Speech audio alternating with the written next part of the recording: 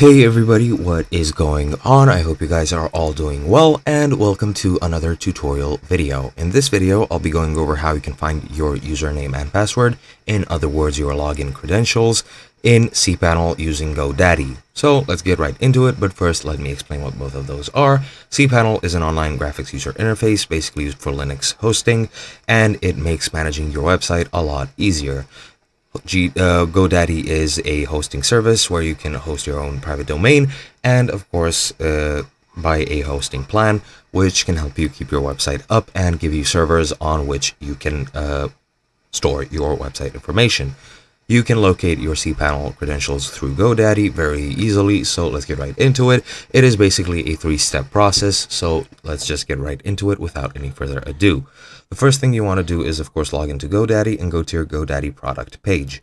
It looks something like this, except I do not have an account, so I don't know what it'll load. Yeah, first you need to sign in, and it'll take you to the GoDaddy page. I am on the GoDaddy support article for this, so just follow this link if you want, and you'll be taken to your product page. Once you're there, you need to go under web hosting, and there you'll see a Linux hosting account, and click on the manage button next to it. It looks something like this on the provided picture. So as you can see, here's the deluxe Linux hosting with cPanel, and just click manage and you'll be taken to your account settings. In the account dashboard, you want to go to the settings section and find your cPanel login. It looks something like this. Right under the primary domain is where you'll find your cPanel login.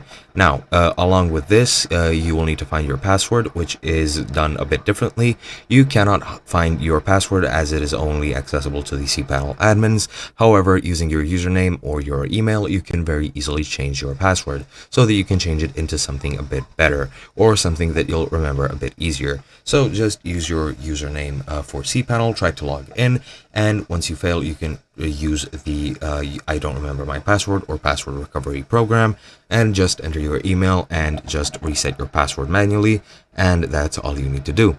Hope you guys enjoyed, and I'll be seeing you guys in another video.